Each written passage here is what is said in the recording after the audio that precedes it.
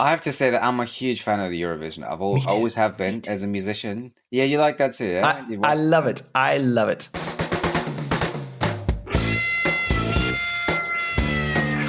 It's the Germany Experience podcast, the podcast about life in Germany as seen through the eyes of outsiders. I'm your host, Sean. Visit the website, thegermanyexperience.de, and if you want to send me messages, info@thegermanyexperience.de. And this week on the episode is someone who's been a guest on the podcast before.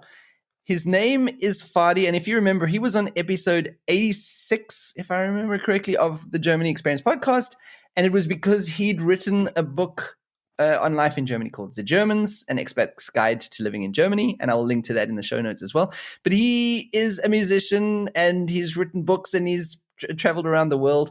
And most recently, he had a project of trying to put a song together for the Eurovision Song Contest. So that's why he's here today. We're going to talk a bit about the Eurovision Song Contest and what that means. But for now, Fadi, welcome to the show. Hello, Sean. Thank you so much for inviting me. I'm glad to be on the show again. It's nice. It's nice to be back. It's always good from both sides. When I ask a guest to come back, it's generally a good sign. And if a guest says they'll come back, that's also a good sign. So absolutely, yeah, absolutely. Yeah. We had a blast last time, so I'm looking forward to this podcast very much.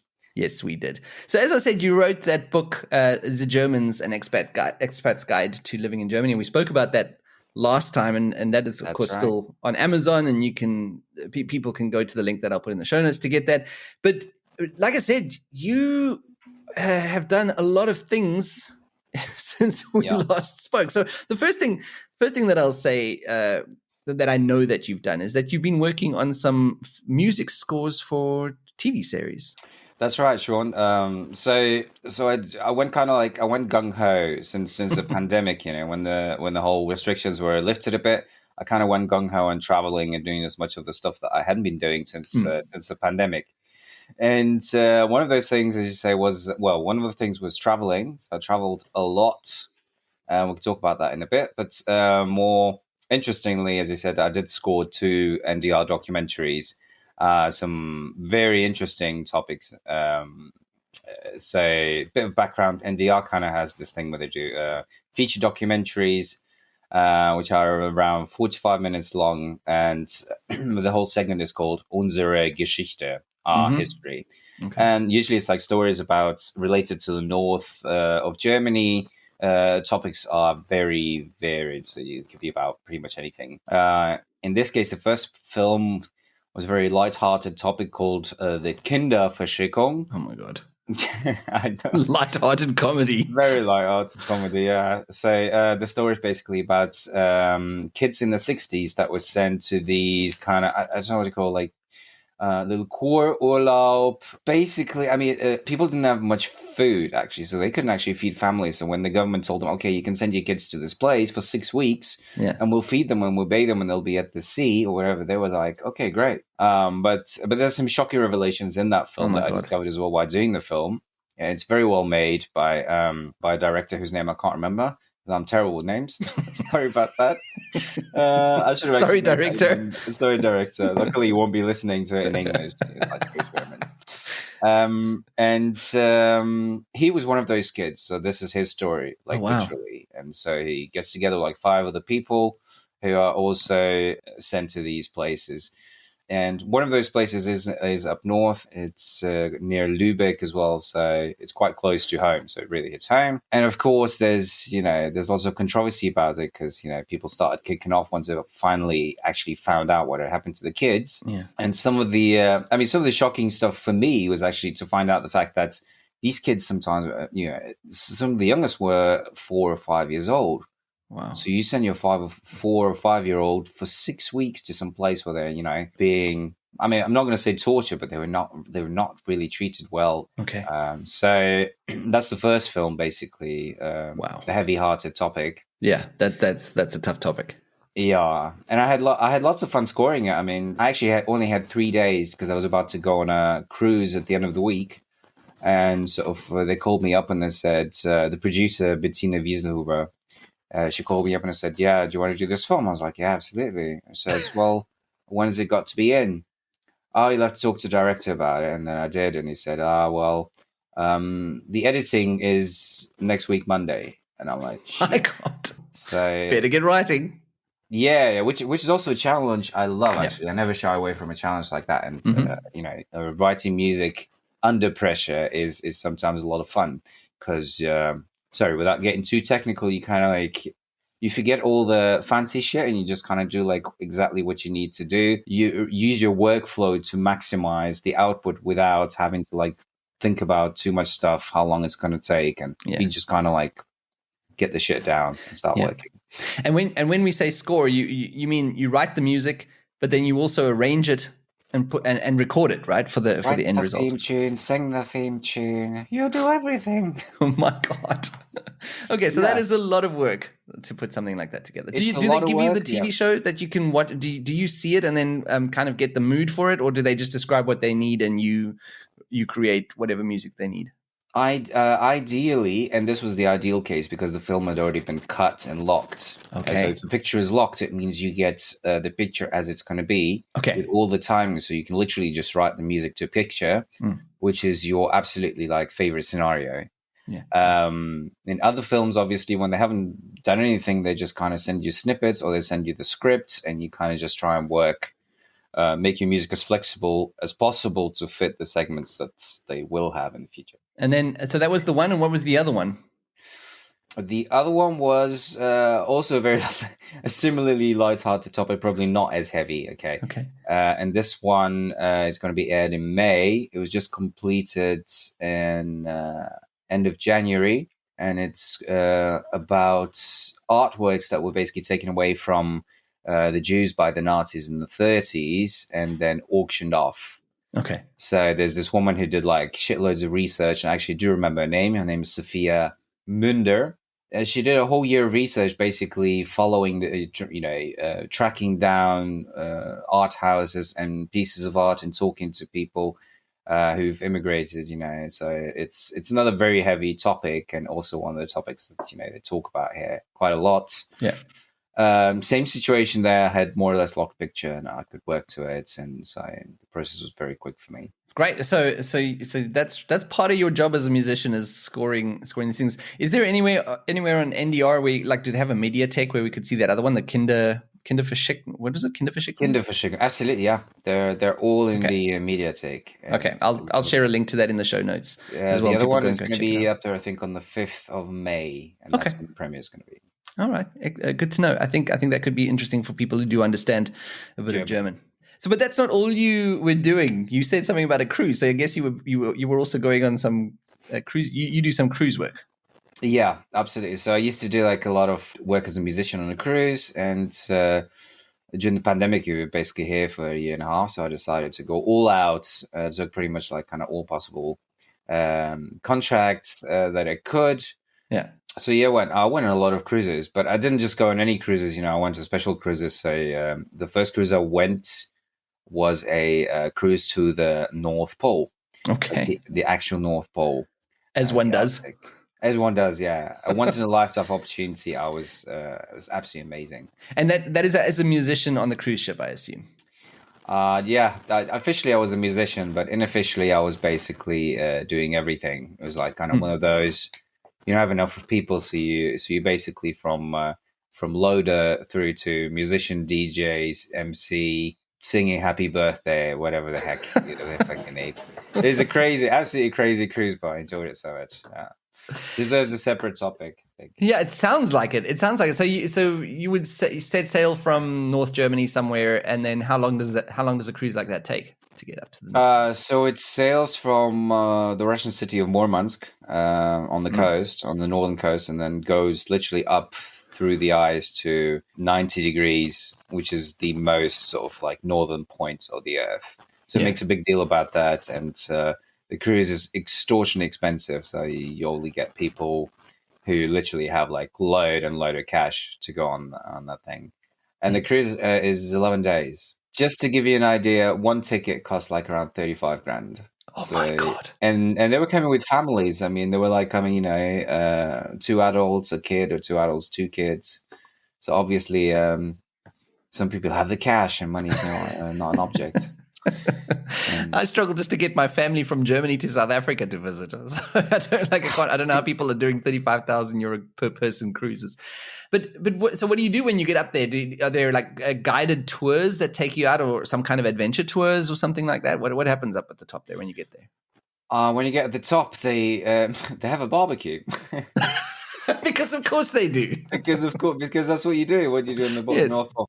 They literally they get to the North Pole, and then they put the anchor out in the ice, and then they do this whole like partying kind of like big daily event on the North Pole, with kind of like walks, with barbecue, with music, and a polar plunge. Actually, that's very interesting. Oh my God. Yeah. Yeah. You know What what is a that? I polar guess where plunge you is? dive into freezing water.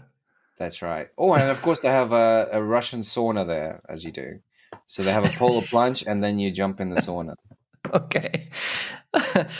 There's a great picture of you. I think it's your profile picture of I think it's your private Facebook page, where Yep. you've got it. You've literally you've got your keyboard out on some kind of, looks like an ice floe or something, like right in the middle of the North Pole. Yeah. Posing I thought shit, I was just there last day, and I said, you're probably like one of the few, or probably the only pianist who's ever, being able to put out a keyboard on ice at the North Pole. And I was like, just do it. And I was so tired, we've been working for 18 hours, that through the night and everything. But I said, what the heck? So I just got my friends with a camera and said, look, can you just snap a photo of me? And I just did it. And it's a great PR stunt. So I'm going to milk it until the cows come home. Until the cows come home. Well, it's a legendary picture, I must say. Like, there's not many people who will have the opportunity to pose in the North Pole with exactly, yeah. And so, I think that's the whole point. It's just if you're not hired continuously from now on, then I don't know. Then there's no hope. Literally no hope for the world, Fadi. Well,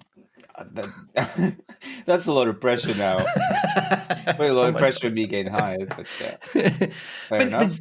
But you didn't only go to the North Pole, because that's not good enough for you, apparently. You also had to go the other way around. You went to the Antarctic, if I understand correctly. That's right. That was the trip in end of December. So it was like a New Year's cruise. Same company. Right. They just hired me basically for the Antarctic cruise, because they do those two. They do the Arctic and the Antarctic. It was a lot more civilized, more like it was like an expedition cruise. Yeah, it was like 120 people going on this little boat in the bottom of Argentina, in Ushuaia.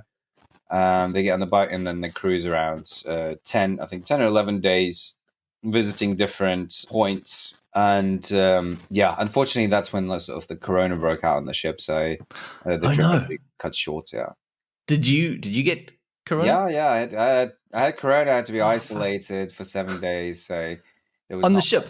Yeah, on the ship. Yeah, I think half of the ship was definitely like in quarantine and infected, and some people, were with symptoms. Other people were without the symptoms, but they had to cut the whole trip short because of that, and return to Ushuaia, and then we had to get quarantined off the shore of the actual place as well. My God.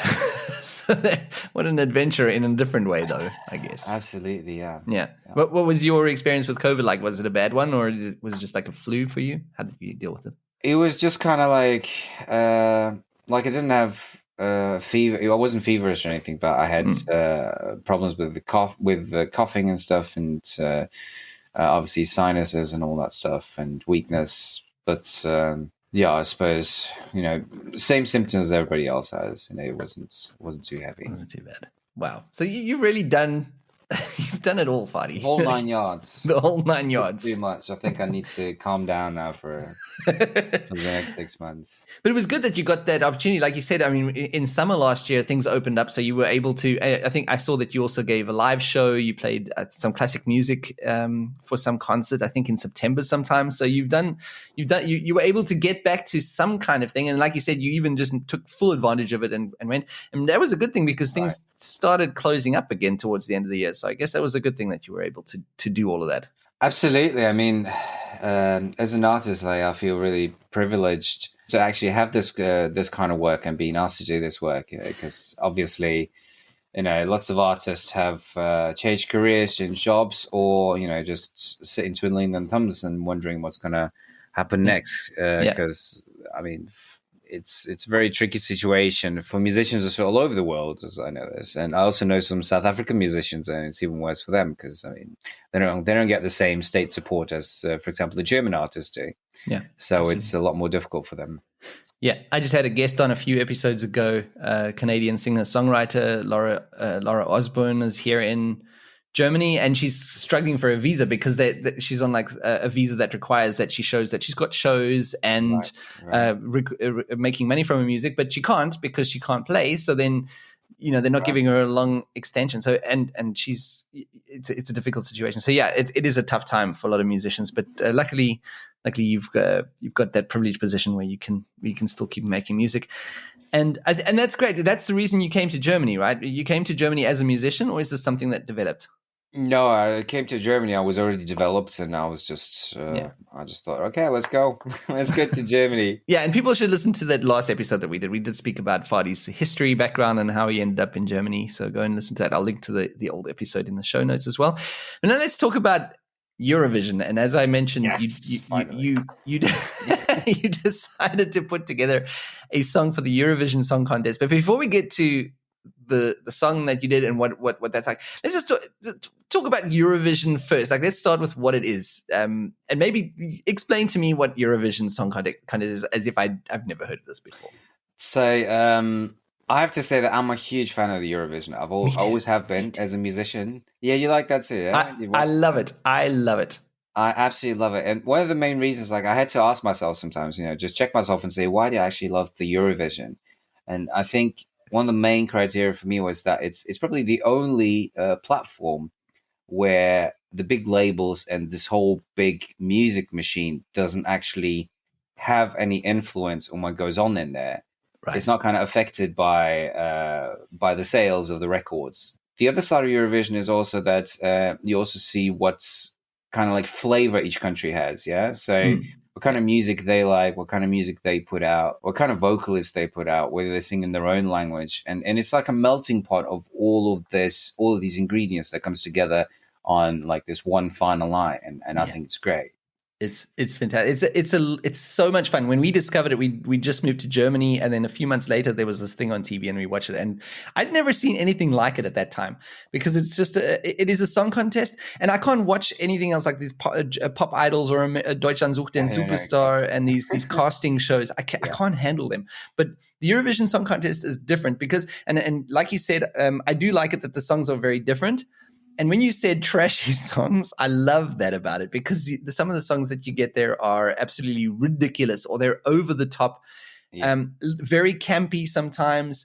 They can also be very melodramatic. And it's just, you never know when you sit down to watch the 2 or 3 hours that the show is on. It's usually on in June. In fact, I think every year it's in June. You never know what you're going to see. Oh, sorry, May. End of May. That's right. Like around 15, 16. Sorry, I'm being very German now. I'm like correcting you on the No, but that's good. That's good because you're right. It's not June. It's May. May 10th to 15th. So it's the 15th of May this year, yeah. And it's usually about this year it's in Rome, so it's also like a very nice location to go to. I'm actually thinking, I was checking my dates if I can actually go, because I've never been, and I would absolutely love to go. It must be so much fun to be there in the crowd. And what the other thing about the Eurovision show is that they have an amazing set show. They've got incredible lighting. A lot of the effects are post-rendered, so like what you see on TV is also not always what the people in the audience are seeing, but still the lighting that they have and the stage that they set up is always spectacular. So that's also part of the fun. Oh, I didn't know that. I didn't know about the post-rendering thing. Yeah, they do. So I think last year there was a scene where someone was like walking up invisible steps. And they showed in a separate video how that looked for the people sitting in the audience, and it was a green screen, so someone was walking up some green steps. But then in the as they're broadcasting it, they're putting the effects on it, which is also, I mean, from a technical standpoint, quite an amazing thing to do, because a lot of these things they're putting the effects on as it's being broadcast. So it's pretty spectacular. But the production values are very high. But the songs, let's just focus about the songs, Fadi. What makes a good Eurovision song for you? I think the first thing you would have to think is you can't be too serious when you make a Eurovision song. Yeah. If you're gonna try to be too serious or too kind of like self-conscious of making a Eurovision song, then you probably shouldn't. Then it's not for you, not your thing. But there's also lots of other really cool stuff. Like I think in the past I've seen the winners put in quite a lot of emotion into the songs. Yeah. And quite try to be authentic as well. I think some people hate this word authenticity because what is authentic music really?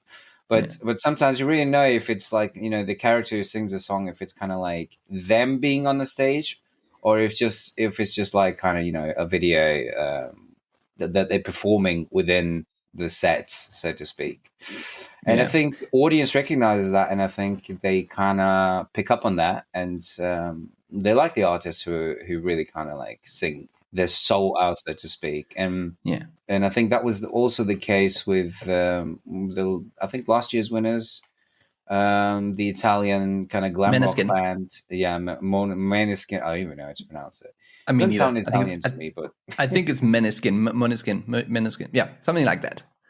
Yeah, I mean, they were very, you know, they were being themselves on stage. I think it's one of the reasons why people voted for them. And it was a great track. You know, like that was so a lot of the stuff that I see on Eurovision, the songs I wouldn't necessarily listen to in my normal listening playlists and things like that. But that song that by the Italians that won last year was really a song that I do listen to, and they've actually blown up since then. They've become a massive band because of that win. And of course, there have been some other famous bands, as people know, ABBA, and I think ABBA started their career with ABBA Eurovision. And ABBA. ABBA and ABBA. Actually, I was like, and you know all those bands that did it, like ABBA. Didn't Tom Jones as well? Tom Jones is a Eurovision. Tom Jones. I don't know if that started his career, but he had a Eurovision thing, and I don't know if he won, but he was in it. Celine Dion was in the Eurovision contest before, and then of course a band that had a brief success after Eurovision was that Lordi band, like a Lordi, faux metal band with masks and stuff. With masks, yeah. But they were an interesting case. Lordi was like kind of the anti-Eurovision. I think the whole thing they did was like a massive campaign before the show of Eurovision is just, you know, trash, you know, it's crap, you know, we're going to show the fact that it's all about, you know, voting and swaying people in your favor. But I thought they were great, you know, because the track was so not Eurovision, and at the same time it was. So it was it was great at that time. And the other thing that I like about the Eurovision, or a typical Eurovision song, is generally the messages are hopeful. They're sometimes political. And I should imagine this year there will be quite a lot of political statements and things made. But the show is the songs are a lot about tolerance, acceptance, peace, love, and those kinds of things, which I like as well. I mean, sometimes the lyrics are very cheesy, but that's, as we were saying, part of the charm of what you're watching. Like this kind of thing that definitely is. And I think the only puzzle in the whole thing that one has never been able to solve is why the UK can never produce a Eurovision song. Like, I didn't want to bring it up. But we have to bring it up because you know everyone's like, everybody knows the UK is going to get in the bottom three, and somehow it's, you know, it's the most musical nation out of the lot. Amazing. It's amazing. And I mean, so I have a theory why the UK has made it is because technically they don't produce a Eurovision song.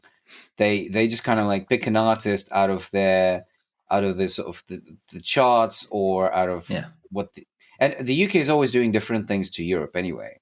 So like even in the mindset of music, they're very different. They never produce a song that they think would be like for example in the Balkans or something like that. Yeah.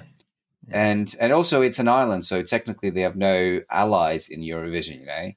You have other countries that pick out votes just, you know, based on their mutual alliance with other countries. You know, Turkey, Cyprus, Norway never votes for Sweden, for example, you know, just because there's a little bit of kind of animosity between Nordic rivalry. Yeah. That's right. So, and UK never gets votes from anybody because everyone's like, yeah. And the song, and if the song is like, you know, the songs are never, I don't know. They just don't have that flair that the other countries have. I think the low point for me was seeing Bonnie Tyler, I think 2 years ago, doing the song for the UK. That was difficult to watch. I can't even remember that. Was that her 2 years ago? I think. Bonnie Tyler, I think it was 2 or 3 years ago. I can't remember when Bonnie Tyler was the UK entrant, but she went. But I also have a theory. I think UK is quite big on soul music, and a lot of the artists that perform there have like lots of this kind of like soul flavor. Yeah, and that's never been big on Eurovision. I don't think Eurovision is ever about soul music, and this kind of vibe is just never going to fly on Eurovision. And maybe that's also like one of the factors affecting the UK. But who knows? Maybe we get surprised this year. They win, and then we can eat our shorts and. I'd love to see UK doing well. Germany can't speak because I think Germany came second last year. So Germany was also not doing so great in recent years. They came second. Yeah, they didn't do well last year. They had this guy called Hendrik, who's actually from Hamburg. You know, he was a young guy who just kind of like did the song. It was all about happy vibes, happy mood. The song had like, I don't feel hate, I don't feel sorry. That's right. Let's everybody just hug. And it was a nice message, but it was a bit maybe too kind of like, I don't even know, maybe too happy. There wasn't kind of like any depth to the song. Yeah. And no, but it was catchy. It was okay. I thought it was catchy. I didn't deserve to win, but I thought it didn't deserve to be second last either. No, but this is something that's always interested me, Fadi, and it's great to have you here to explain it, because you've just recently tried to write a Eurovision song, and I can say I've heard this song, and I'm going to play it at the end of the podcast episode. I think that you've written what is just about the perfect Eurovision song, because it's got everything. It's got a positive message. And we'll get to that now. The song is called Rette Mädchen, and it's performed by someone named Frank Gutentag, who's someone that I've not heard of before. Yeah, and you won't. It's a fictional character. Okay, right. So there you go. Frank Gutentag does not exist. The song is called Rette Mädchen, as I said, and you put this together, and we'll go into the process of that right now. But just explain to me how it is going from you've got a song, you've written a song, you've recorded it, to getting it selected for that country. How does that work? So in this year in Germany, they basically had two stages. The first is like you submit a video. A song has to be with a video. It doesn't have to be a professional video, but you have to submit it with a video and like a little self-interview that you upload as well. And I actually have to give a big shout out to my co-writer for this song, Mark Botchert, who is an amazing lyricist. I worked with him before, and he did the part of the lyric, like the German part of the lyrics for this song. And this guy can just he can create pretty much anything. You give him a melody, so a big shout goes out to him as well. Yeah, and also I wrote this song. I was actually on the cruise, so we couldn't collaborate sort of in person. So we had to collaborate, via messaging and emailing, and also that's one of the reasons why on the video you won't see any of us. We hired like an actor to do the whole song and the video, because I was stuck on a cruise ship, and he was at that point in Hamburg, so we couldn't really collaborate on that. So you submit, so you do this kind of like video submission, and then you have like the NDR appoints a panel of, I think, 6 or 7 industry professionals and creatives on a panel that selects the final 6 that go into the live show. And this live show is happening next week, on the 4th of March. Televised and presented. It's going to be like a big show where basically the 6 performers are going to play their songs, and there's going to be a phone vote in. So basically selected by the people of Germany. Yeah. Okay, it's the Germans. Yes. Very cool. So people can watch that in a few. But the song that you made is unfortunately not in the final 6. It's not, and I was a bit gutted, but I kind of half expected it, because I don't know, maybe it wasn't German enough for the German audience, which I could totally understand. Even though it kind of had elements of Rammstein and elements of Bonnie M. So it's kind of like a weird cocktail of like elements that might not gel together at the first glance. But that's Eurovision as well, Fadi. That is also Yeah. part of the Eurovision. Like you often get those in the same song, like these things just kind of put together. And I thought you guys put it together very well because, so as you said, the verses are in German, and the chorus is in English, and it's kind of like it's got a dancey feel to it. And like you said, the German parts remind me very much of Rammstein. I could hear instantly that was the template that you guys I'm not even used trying to hide it. I could No. say that it, but it's instantly recognizable. So It is. like, It is. low kind of narrating voice, and you have this kind of like heavy industrial sort of beats and element. The driving beat in the background. Yeah. And it's very cool. And so what I can understand about the message of the song is that, and this is my interpretation. So correct me if I'm wrong, Fadi, but the interpretation that I have is that it's very much about men are in charge. And doing everything, and then they're calling on the young woman of today to save the situation and to change things. What's the message? Yeah, the Rammstein guy is the antagonist, though he's the bad guy, and he's your typical sort of the German entrepreneur, the businessman in his 50s who it's all about making money and. There's even some mansplaining in there. He's like, let me explain exactly. this. So the girl is basically Greta Thunberg. She's young. She's been patronized by this big boss of the corporate guy. Yeah, and that's basically the story. So the verse is always this corporate guy is mansplaining her, and the chorus is these people who are telling talking to Greta, saying, save our planet, save the world. You can do something about it. Yeah, of course. You actually mentioned Greta towards the end of the song as well. I think it's been part of the lyrics that you say, Greta. You're actually not supposed to put any political messages in there, so we had to be very careful not to make it political or not to make it overtly political. Because that would have already. I mean, it doesn't matter now. But now it's all like who cares? Anyway. Yeah, exactly. But at the time, we were thinking about it. Okay, we can't actually say the words, Greta, obviously, and we can't make this. Yeah.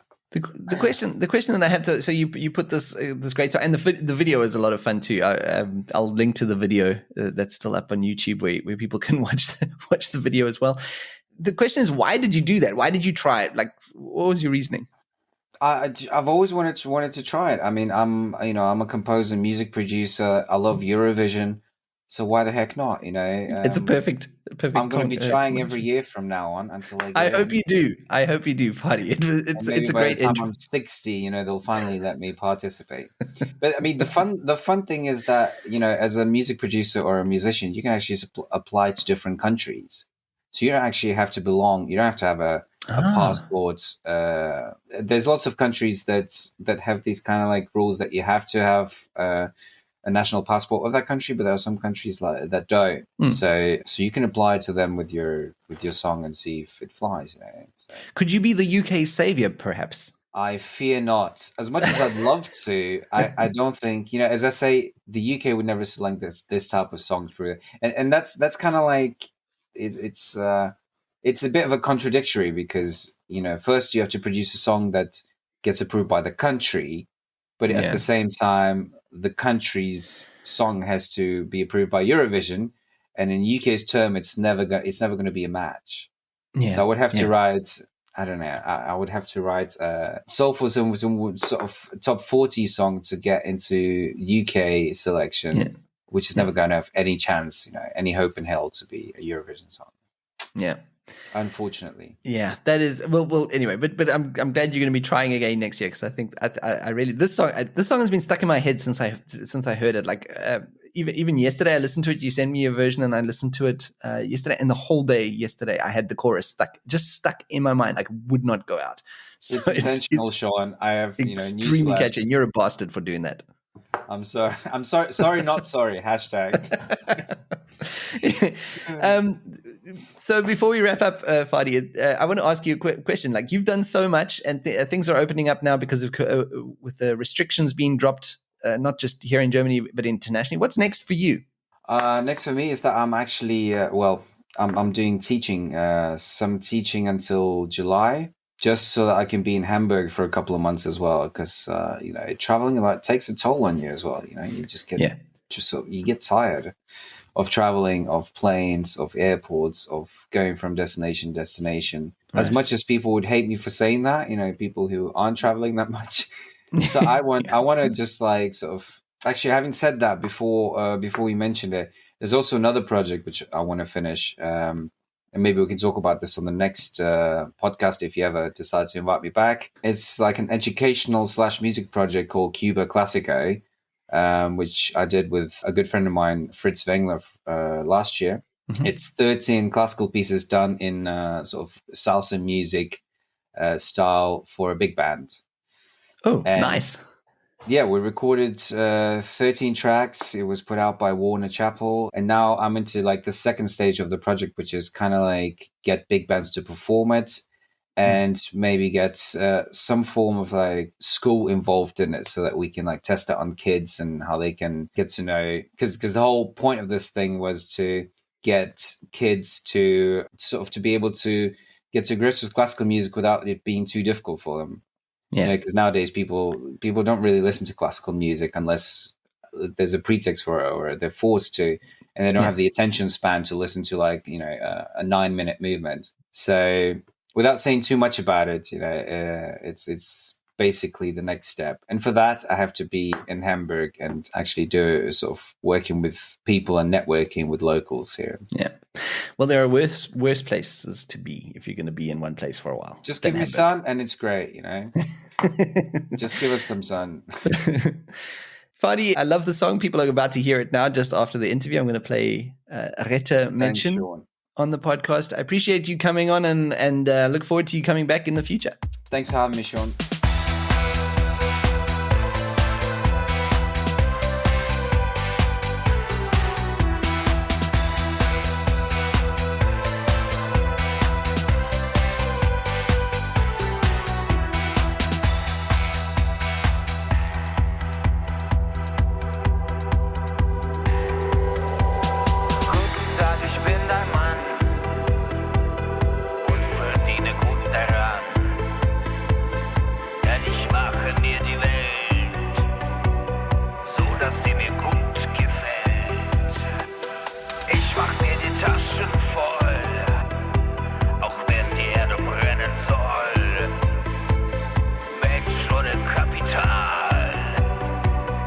Diese Wahl ist